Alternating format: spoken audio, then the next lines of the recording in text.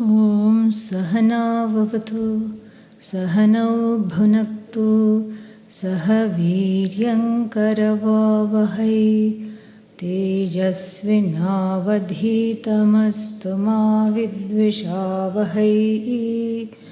Om Shanti Shanti Shanti.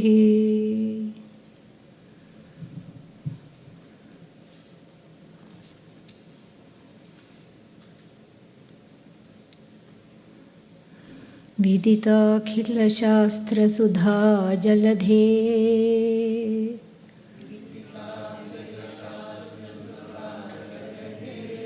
Mahitopanishad Kathitartha Nidhe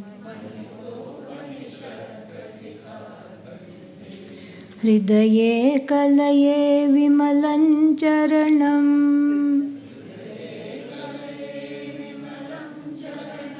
Bhava Shankara Deshika me Sharanam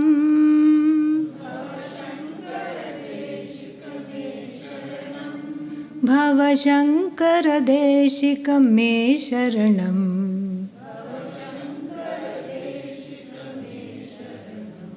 Together. Vidita Khila Shastra Sudha Jaladhe Mahitopanishad Kathitartha Nidhe Hridaye Kalaye Vimalan Charanam Bhava Shankara Deshika me Sharanam Bhava Shankara Deshika me Sharanam. Last line. So we are talking lots of double entendres. Shankara, the Lord that destroys. In fact, another name for the Lord is Hara. Harati. Harati means takes away. Harati steals away. What does the Lord steal away? All the papa.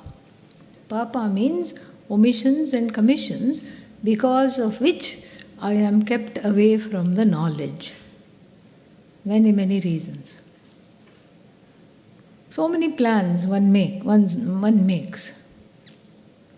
And then something happens. Car trouble. And that's when you say it is an act of karma, as they as they say in the West. They don't know how to say karma, they say karma, right? So that is literally karma, if you have car trouble. Then there are so many things. And then there are so many ways of coming to the ashram. Right? Yeah.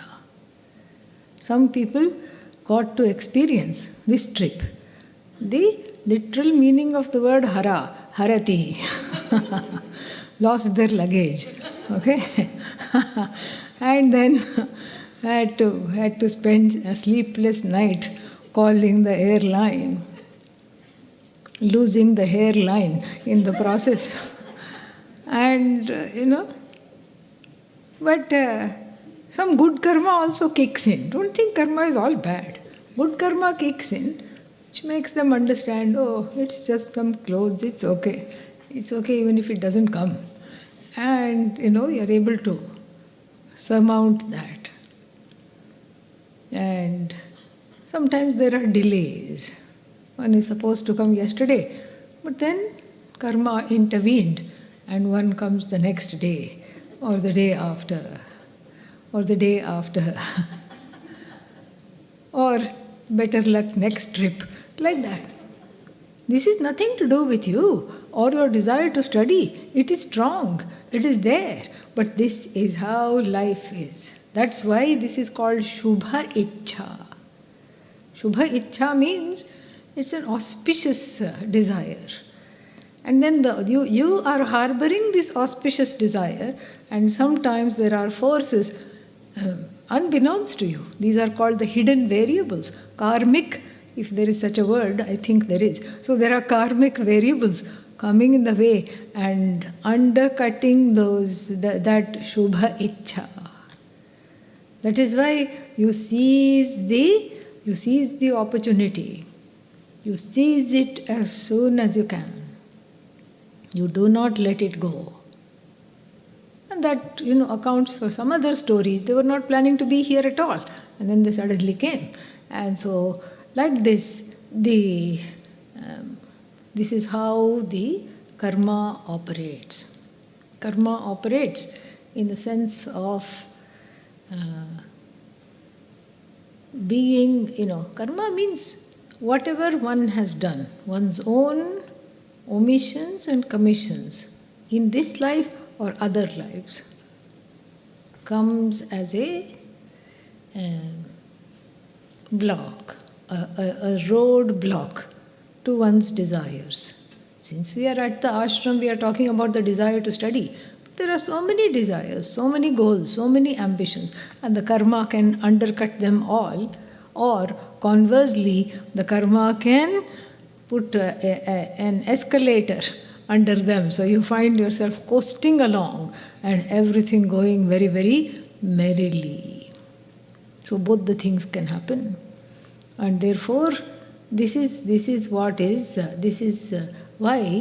we need Shankara, the grace of the Lord. Daivanugraha Hetukam it is called. Daivanugraha means grace of Bhagavan. And again, the word grace, even though it's deployed very loosely in all theologies, the meaning is very different in the Vedas.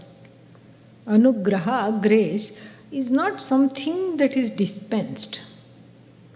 Like a soap dispenser, lotion dispenser. Bhagavan doesn't go around dispensing grace. Oh, this one looks miserable, let me give some. This one looks entitled, let them not have any.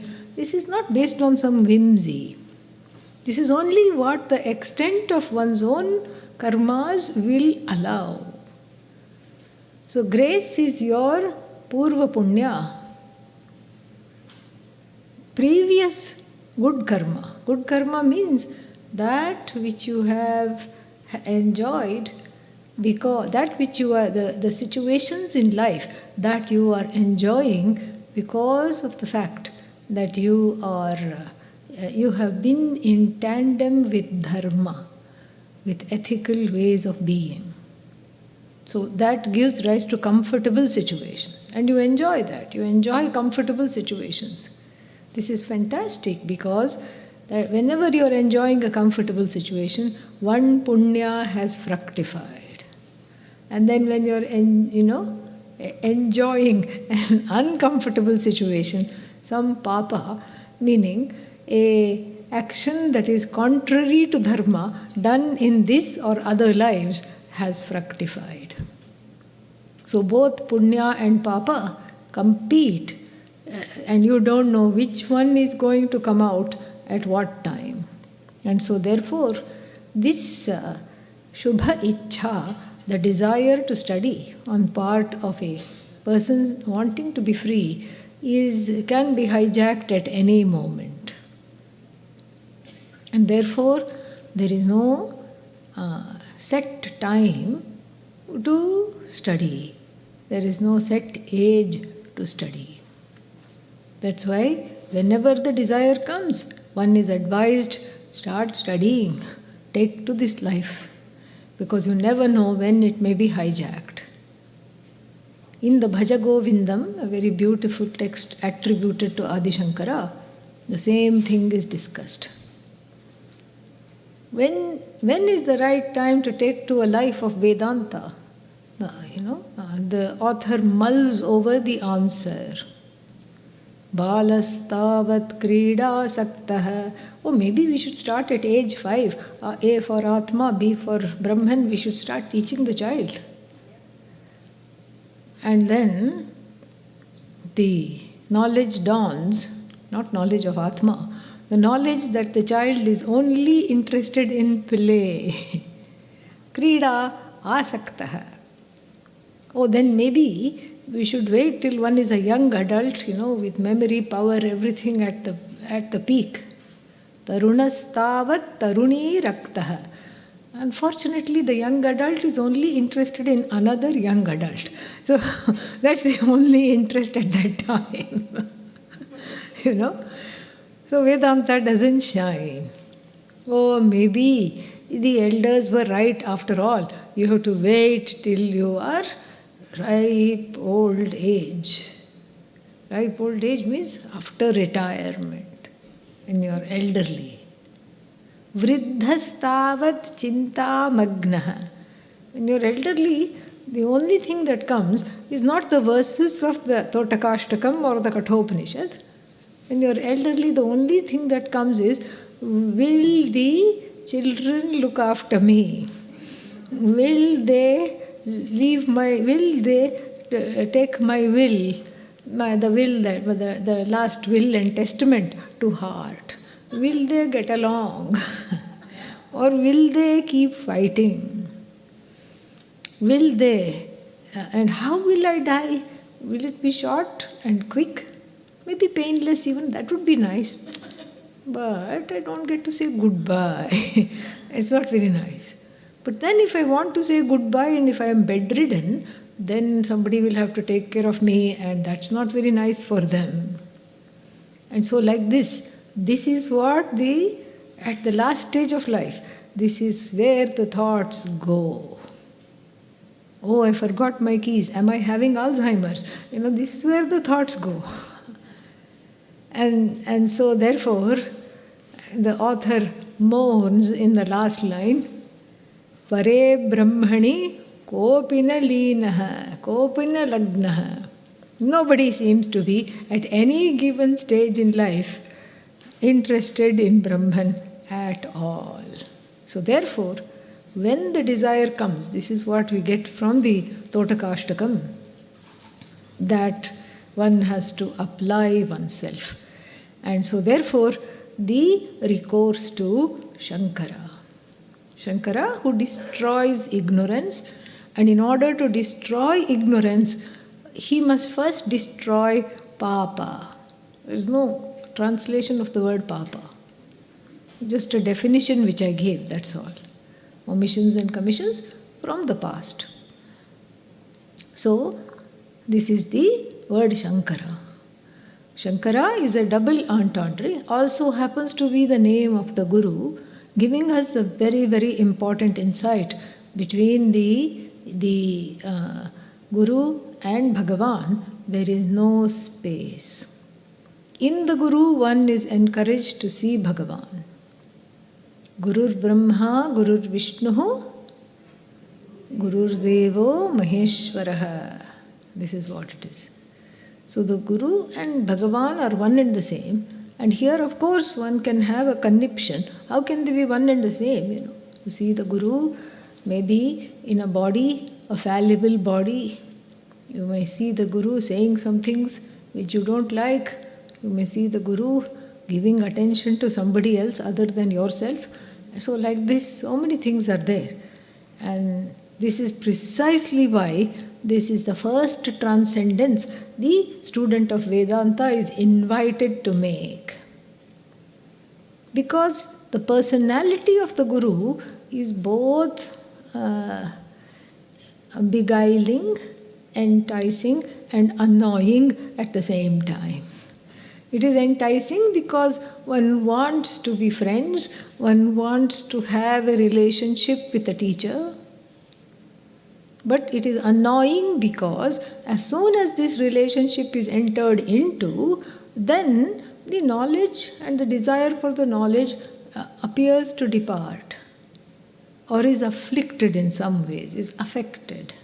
Why is that? Because it's just like even in a situation, with a doctor or a therapist or a healer of some sort. Yes, you can be friendly, but then if you decide to make them into a friend, then you will be disappointed. That's how it is. And this is how it was even with my Guru, I would see, with Pujya Swamiji. People would come for many, many reasons. They would all attend the classes all right, but they, outside of the class, they wanted to discuss so many different things and seek his opinion on a variety of topics, sports and politics, stock market, everything that they would like to talk about. He would indulge them because he had nothing, not to do that. He would indulge them. He would talk about whatever they wanted to talk about. But then they went away strangely dissatisfied because really, ultimately, that is not what one wants.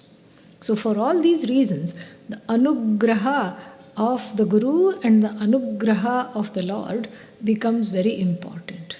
And anugraha is not a dispensation, as I said. It is the previous punya coming to fruition. In other words, punya is like a underground water resource, aquifer.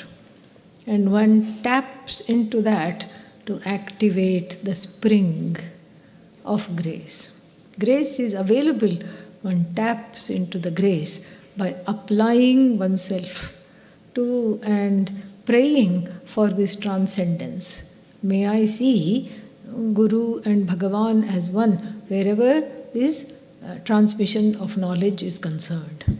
And one is not doing that because the Guru has a big head. One is doing that to help oneself not get mired in the personality of the teacher, but instead relate to the person of the teacher, the person that the teacher is, because that Purusha, that person is nothing other than you. That is the idea. So here the grace of the Lord and the Guru are described as the same because they have the same name. A practice that you will see in the opening verses of all the Vedanta works. Even in the opening verse of the Panchadashi. Namah Shri Shankarananda Guru Padambu Janmane Savilasa Mahamoha Graha Grasaika Karmane. Namaha. I salute Sri Shankarananda. Shankarananda, Shankara who is Ananda, and Lord Shankara who is in the form of Ananda, and Adi Shankara who is Ananda. Same thing there also. And here also the reminder to transcend the personality of the Guru, to connect with the person, that is actually what the Guru is embodying, and that person is none other than you as Satchidananda Atma. That is why being in the Guru's presence is very calming, because you are connecting with yourself in a very unadulterated way. That is basically what it is. And so, Shankara, both Lord Shankara, who is known as Hara, who takes away all the papas that keep me from accessing this knowledge, that keep me from being in the flow of the teachings. And Hey Shankara, Hey Adi Shankara, who is my Guru, who is none other than that Shankara, because of whose grace you have been assigned to me as a teacher. Both those are there. But then there is one more word. What is that? Bhava. Bhava Shankara. Very interesting. Bhava means the world. Jagat is called Bhava. And in the puja, morning and evening, we say this. Bhavaya Namaha. You can see in the evening today. Bhavalingaya Namaha. It will come. So this Bhava means the one who is manifest as the universe. Because the effect and the cause are one. The effect is non-separate from the cause. What has come is non-separate from Ishvara. So the whole universe is a manifestation of Bhagavan, and therefore Bhava Shankara. Shankara, who is manifest in the form of Bhava because of the Shakti, Abhinna Nimitta Upadana Karanam. The source, the intelligence and the raw material are one. The manifester and the manifestation are one. The manifestation is non-separate from the manifester. So this is again a very important lesson to imbibe. This is non-duality. We don't have the idea that God made this world and then went away. He constructed this world and then what? repaired to the penthouse somewhere and went away, called heaven. So this world is there for us to suffer and to have all difficult experiences, and then God is above everything else, literally above. So if you say, oh God, the eyes and the head fly upward, this is not our understanding. So that which is non-separate from the universe, the immanence of Bhagavan is found everywhere. We see Bhagavan in the sun, first thing in the morning. Give arghya to the sun. We see Bhagavan in the air that we breathe. Namaste Vayo, you are in fact Brahman alone. In the water that we drink, Bhagavan is there. In the trees, in the mountains, in everything that moves and doesn't move, in all that is sentient and insentient, we see Ishvara in the world as the world. Even a villager in India who is uneducated, never seen the gates of a school, knows this. You go to such a person in the heart of India and ask, where is Bhagavan? They will look at you up and down and say, what a question, where are you from? The answer is, where is Bhagavan not? Show me that. Show me that. And the whole Puranas, everything is filled with such stories. There is zero separation between the sacred and the secular. The secular is nothing but an expression of the sacred. The secular is, sacredized, sanctified completely. There is nothing that is non-religious, non-sacred. Everything is sacred. You don't step on a 1 rupee note or a coin. That is the goddess of abundance. It is Lakshmi. You don't step on a piece of paper or a book. That is the goddess of learning, Saraswati. When you step on Mother Earth, you do so asking her permission. May I not be a burden to you today. Your own hands, which are the organs of action, are sanctified, are an extension of Bhagavan. You become the nimitta. And so we have so many pre-puja rituals which make this a reality. Karanyasa, Anganyasa. You touch various body parts and say, this is Vishnu, this is Shiva, this is Brahma, this is the goddess, etc., etc. You literally touch those parts and then you sit down for puja. Even before Rudram, same thing is done. Awesome, what a culture. And so this non-separation is the message of Vedanta. And that message is just described by this clever Totaka in one word, one compound word, Bhavashankara. The one who is the intelligence behind the universe and the one who is manifest as the universe at the same time without undergoing any change. Did Bhagavan lose weight by quote-unquote becoming the universe? No, because it's that limitless Satchidananda that is spread everywhere. And so this is what is called Upadana Karanam, the raw material that makes up this world. All the names and forms are considered the raw material. Upadana Karanam, the cause of the universe from the standpoint of the various manifestations, Nama and Rupa, names and forms. Nimitta Karana, the intelligent cause. Intelligent cause means that all knowledge that plans all these things. The planner, the one who decides who meets who, when, where and why, who gets married to who, life after life sometimes, and who is going to be whose child, in which life, and who is going to be whose employer. And these are individual karmas. The individual karmas intersect with collective karma.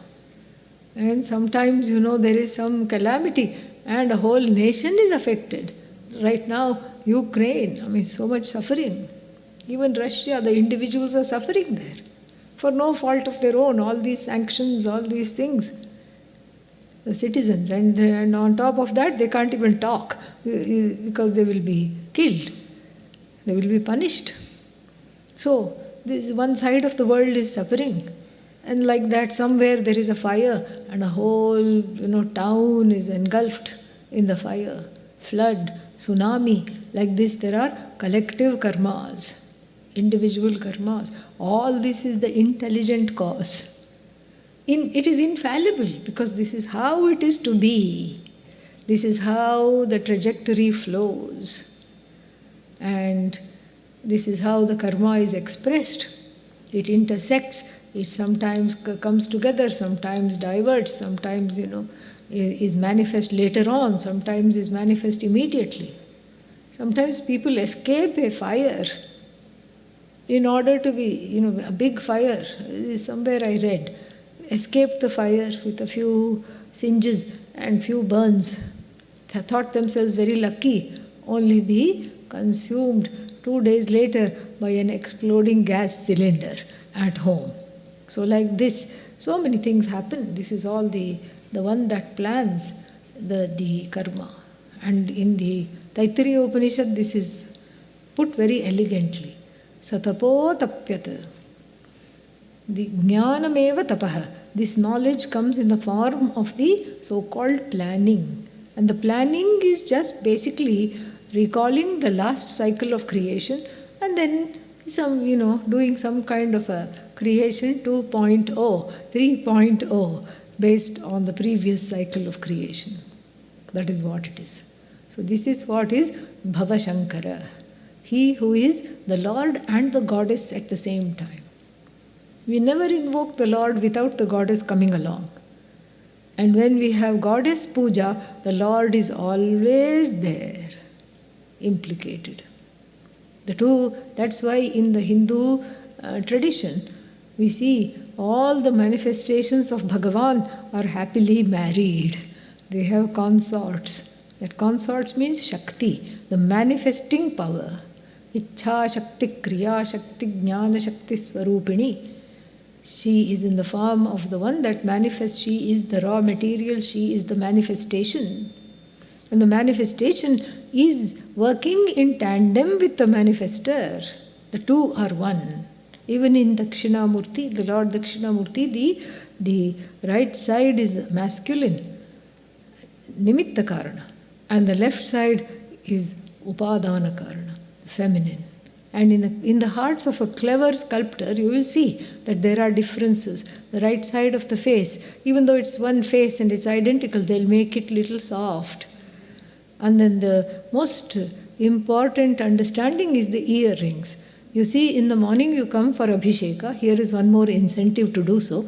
And you can see the left side, there is a feminine earring, the kind of earrings worn by women in ancient India.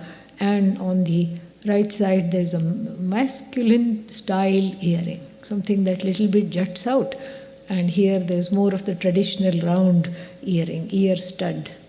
This shows the seamless union, the inextricable union of God, Goddess. They are one. We make that difference because we associate the creative power with the feminine. So we say Goddess when we look at the Jagat. And we say Lord when we look at the planning principle. But otherwise there is no difference from the standpoint of the whole. He is she is he. There is no she, there is no he and she. These are divisive epithets that we have in our hearts. Bhavashankara is a gender neutral ultimately. That consciousness, that sentience, that limitless knowledge, that is manifest as this universe. So the compound Bhavashankara is Shashti Tatpurusha. It's something called, it is resolved as Bhavasya Shankara. The Shankara that is of this kind of a manifestation. The Shankara of the Jagat. Bhavasya Shankaraha, Bhavashankaraha. But you'll see how clever this is. This is not the ultimate, this is not all the meaning. This is one level of meaning, and another interpretation also we can take. And what is that? Bhava means samsara. Bhava. Bhava means the Jagat, all right. But then who is looking at the Jagat just to look at the Jagat? Nobody. The Jagat is always filtered through my colored glasses of dejection and disappointment. Dejection, disappointment, and distrust. 3D glasses. This is how I filter the Jagat. Dejection, what else? Disappointment and distrust. So the Jagat is an expression of Bhagavan. It is holy, it is sacred, it is benign. But the onlooker of the Jagat immediately converts the Jagat into samsara, into something that is out to get me because of the dejection, the disillusionment / disappointment, and what else? Distrust. Where did these three come from? Karma. Yeah, and self-ignorance. We can blame self-ignorance for everything. That is one nice thing. It's the catch-all, hold all.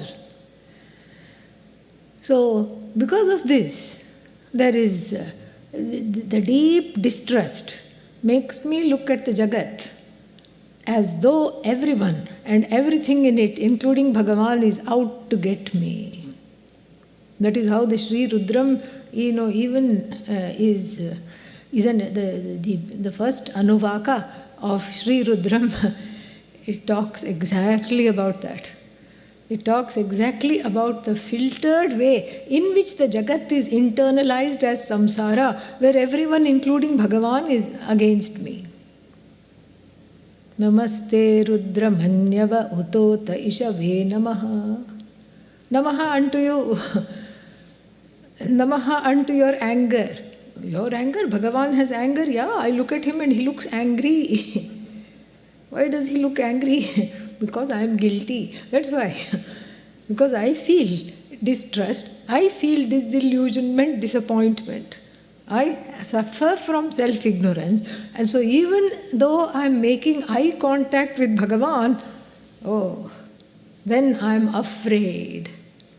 And so I say, okay, Namaha to your arms. Why do you have such big arms, oh Lord? What is the reason? And I see, you are in the avatara of a hunter. And you are carrying a bow and arrow which is directed at me. Oh my God. And so I run and try to hide, and you are following me with that arrow. And then I run this way and the arrow is coming. No, look, catch this person. My neighbor, they have been really bad, I can tell you stories about them. Direct the arrow somewhere else, not at me. So, Ishave Namaha. So, unto your arrows, Namaha, because they look like such poisonous and gleaming, sharp tips. These are karmic arrows. Yeah. Slings and arrows of outrageous fortune. I really think Shakespeare must have studied Rudram.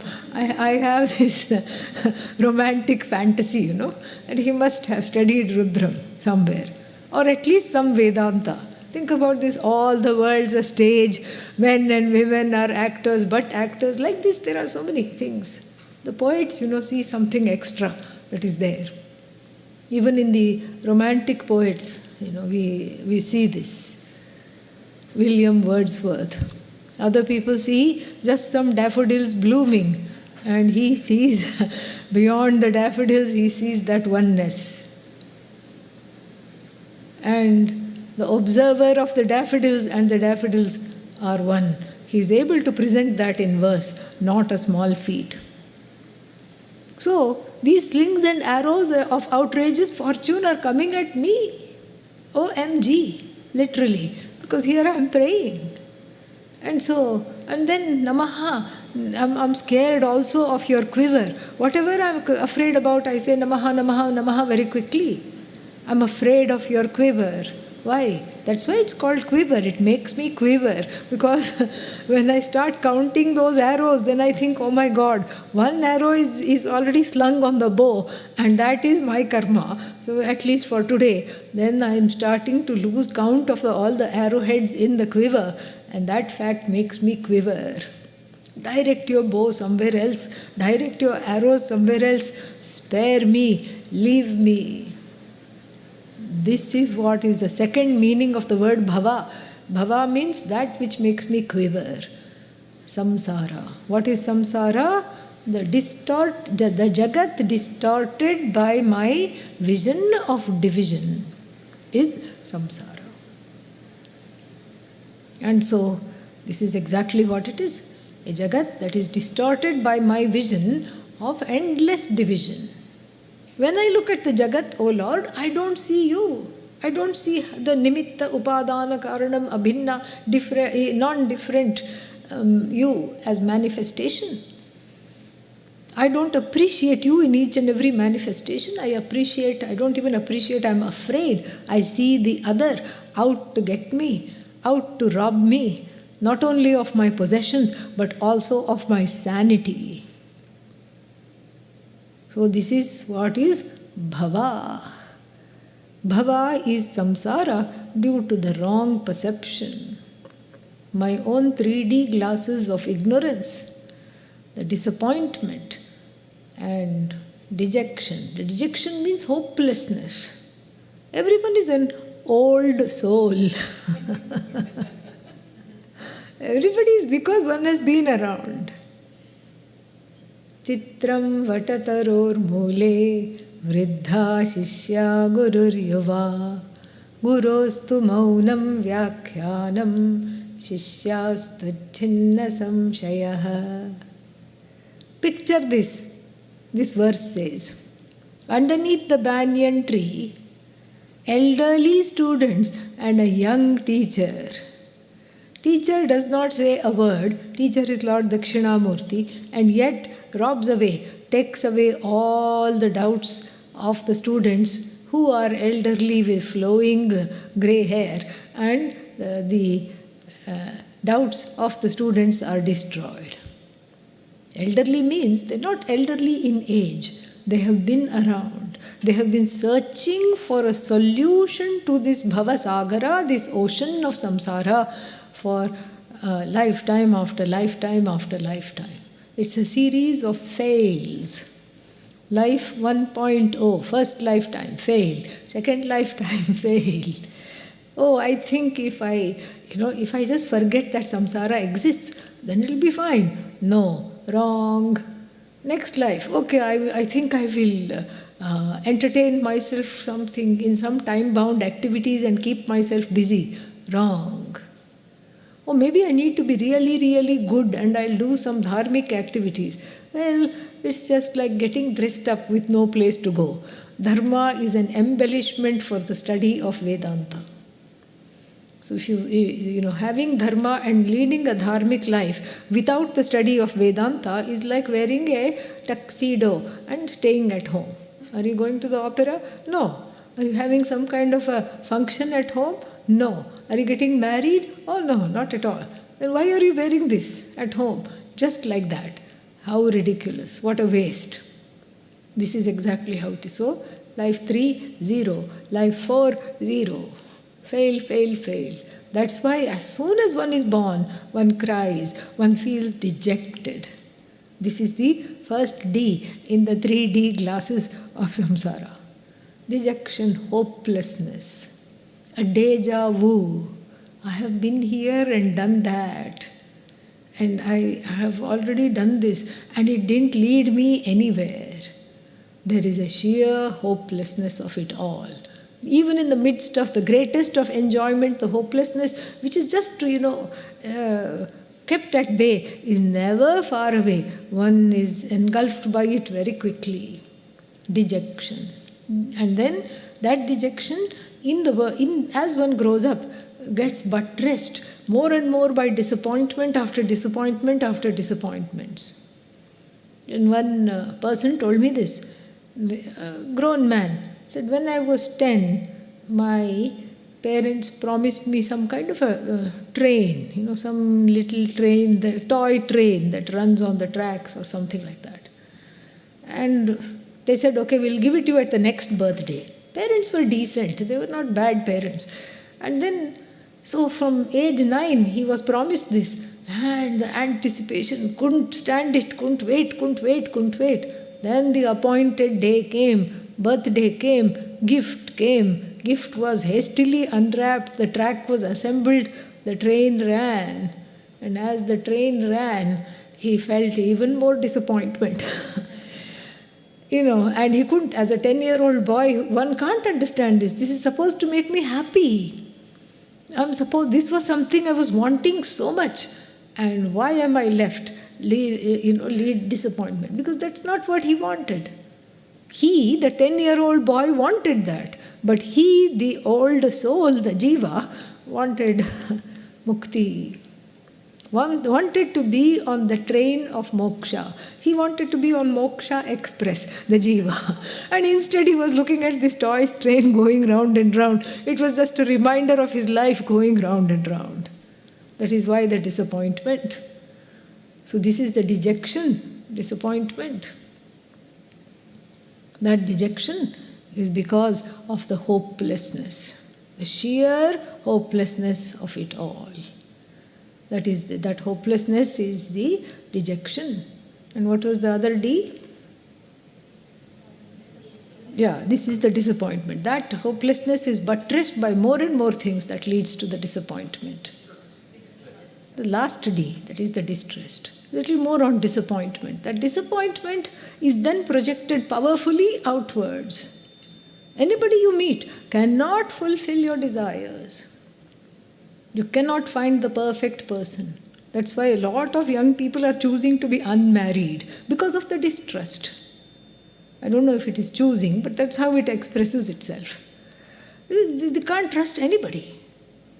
And that's why in the ancient times we had a different system altogether. Oh, what kind of a system? You didn't have a system, it was an arranged marriage. Who said, They also, in the ancient time, also went on dates. The horoscopes dated in the astrologer's house. The horoscopes were matched. The horoscope means horror scope, the scope of horrors that are karmic horrors that are available at birth. And so the horoscopes were met. Horoscope means the planets. Planets are nothing but Bhagavan. So Bhagavan would decide and the people would abide by that. Because the point was not the marriage. The point was to grow into a person worthy of pursuing this, crossing this bhavasagara, worthy of pursuing moksha. That was the point. And so that is how the person grew. That is how the person matured in life. But here, this distrust, can't trust anybody. First of all, one doesn't trust one's own decision.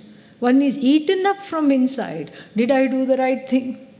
Why did I do this? Why didn't I do that? And this is an ancient malady expressed in the Taittiriya Upanishad also. Kimaham sadhuna karavam, kimaham papam akaravam iti. Why didn't I do the right thing? Why did I do the wrong thing? Even in English we can have swaras. So this is what this distrust leads to regret. Distrust leads to disgust with oneself.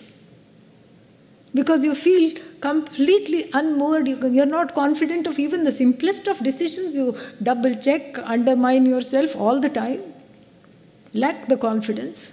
And there are always two roads.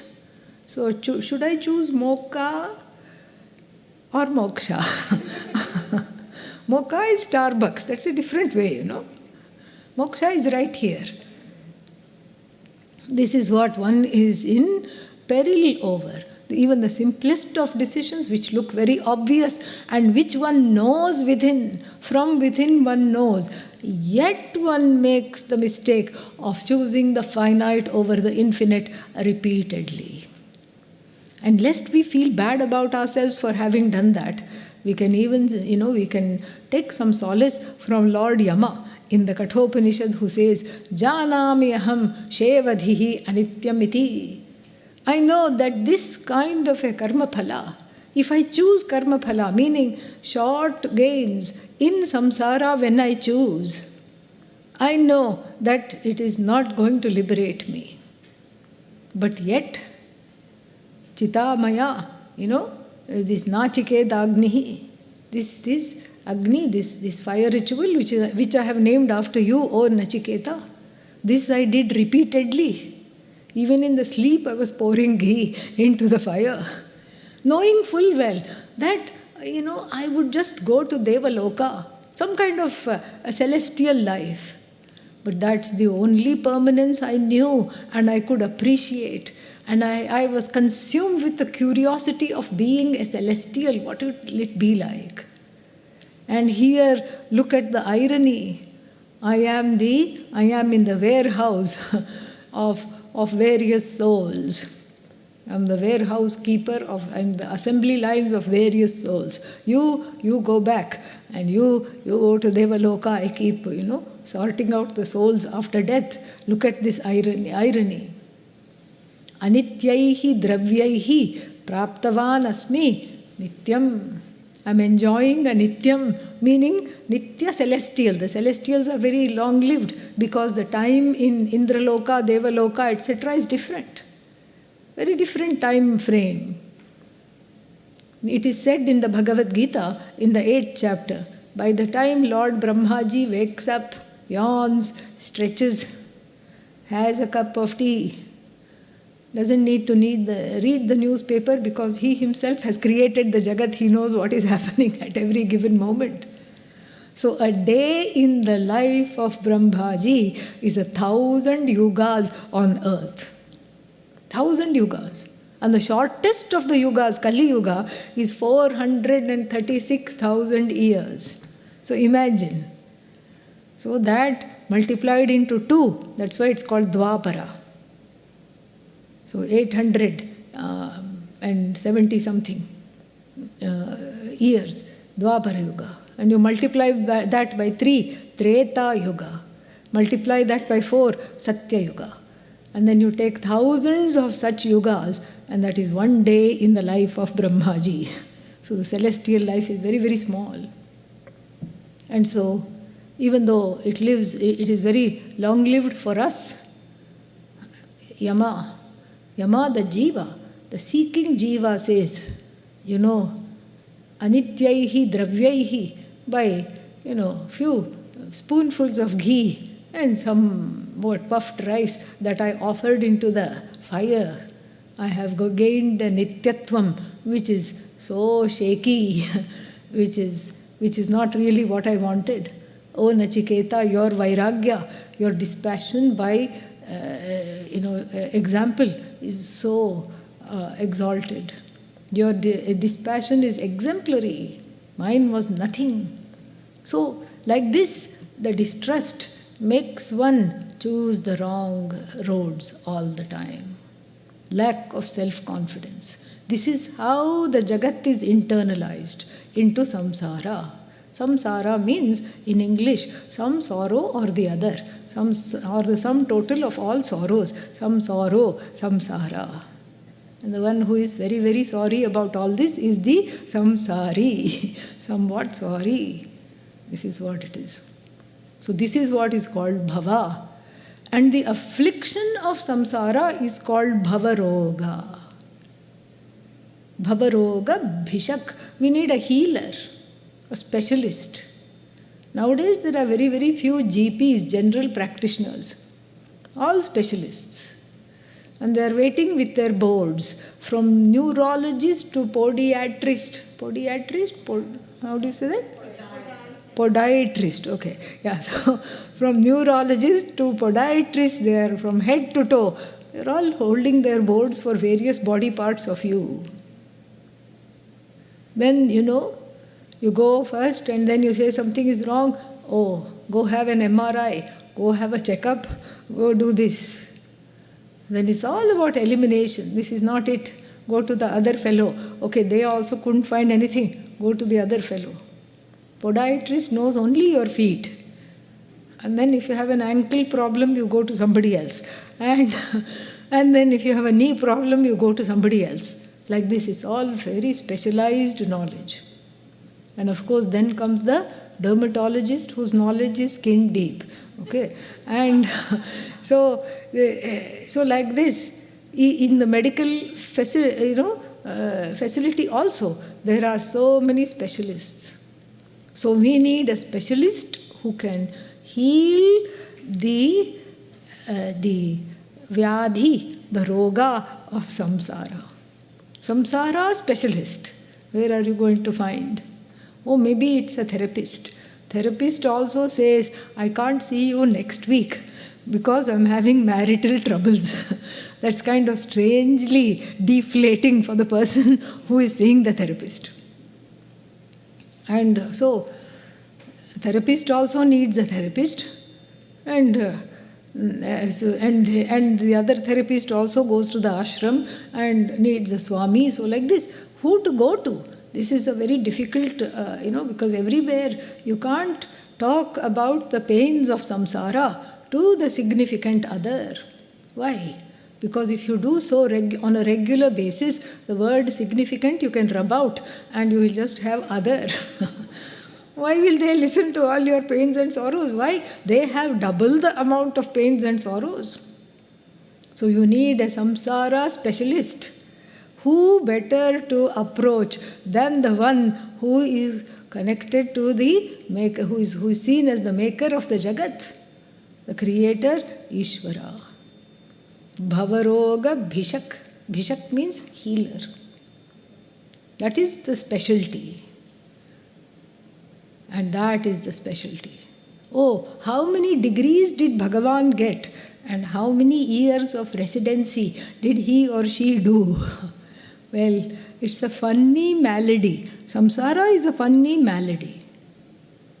Because it is gone as soon as you stop seeing the divisions, it is gone. That's why in the Guru Stotram, the samsara vyadhi is seen as a cataract. Seen as a cataract. And the cataracted vision, what does it do? You see double, you see everything with kind of a shade.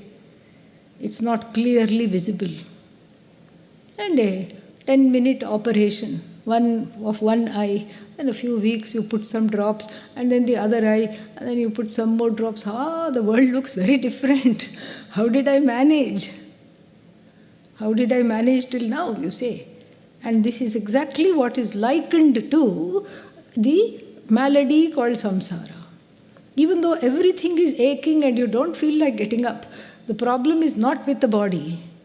The problem is not with the mind or the senses, but with the vision. It's a vision problem. It's a vision of division. That is the problem here called samsara. And so therefore, the teaching with the Guru corrects the vision. Ajnana timirandhasya jnananjana shalakaya chakshurun militam yena tasmai Shri Gurave Namaha. Tasmai Shri Gurave Namaha. Unto that Guru my salutations. Who is this Guru? For the person who was Ajnana Timirandhaha. Timira is cataract. Andhaha, blinded by the cataract of self-ignorance and the products of self-ignorance, dejection, distrust and disappointment. The one who is afflicted by this cataract of dejection, disappointment and distrust, for that person, the Guru takes the Shastra, which is like an ointment. I think in the Charaka Samhita, the ancient Ayurvedic work, there is a description of an ointment to clear the vision, a cataract. Maybe that recipe is lost to us, and so there was, or maybe in the early stages it works. For glaucoma, cataracts, all these things, there was some anjana. And here, the poet likens this anjana to jnanam, atma jnanam. So the Upanishad is the salve, the balm, or if you want to think of it in the modern day, the scalpel, that wielded in the correct hands is able to excise the cataract of ignorance which is making me see, making me think that the world is against me, that I am alienated from everybody and everything, that I am depressed, dejected, disappointed, and I am far away from Bhagavan. Bhagavan has abandoned me. So, what does the Guru do? Pries open and cuts out the cataract with the help of this ointment of the Upanishad, or the scalpel of knowledge, Jnananjana Shalakaya. For the person who was a samsari, for the person who had this cataract of division. Chakshuhu unmilitam. Finally, I was able to open my eyes and see, oh, the student goes to the teacher, I'm drowning. I want swimming lessons. I'm drowning in the ocean of samsara. I want swimming lessons. Should I do backstroke, butterfly stroke, front stroke? What should I do? Help, help, help, I'm drowning. Plus I have a catch in the calf muscle, I can't swim. I have a cramp. Sometimes the swimmers get a cramp. I have a terrible cramp, I'm drowning, help.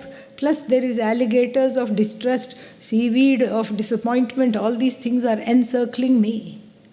This is how Mirabai approached her teacher. And what did the teacher do? The teacher opened her eyes. And what did she see? Bhavasagar sab sukh gaya hai. She said, this ocean of sorrow has dried up. And everything that is dependent on the ocean dries up when the ocean dries up, namely the seaweed, the alligators, the sharks, all gone because that which sustains all of them, the ocean, is gone. Bhavasagar sab sukh gaya hai, fikar nahi mohe taranan ki. Now I don't have to worry about swimming because there is no ocean. That I was drowning in samsara was not an ocean, but a notion. That which makes an ocean into a notion, that is this knowledge. That's why you need a specialist. You need somebody that can help extricate you, not in the manner of a messiah or a savior. No. There is no savior. Because one is already saved, and that is all what one has to understand. There is no need, there is just somebody, the need for somebody to point out that you are already saved. There is no savior needed here. And so that is the Guru, Bhavaroga Bhishak, the healer of the strange malady called samsara with its differentiated and diverse symptoms. Most of the symptoms mean, I don't know how to live, I don't feel like I'm bored, I'm tired, I'm exhausted mentally, emotionally, physically. I feel like a loser, I feel like a failure. All these things, the one who takes away. That entity is the Guru here called Bhavashankara, the Lord called Bhavashankara. Here it is a Chaturthi Tatpurusha. It is a rarely used fourth case, Bhavaya Shankara.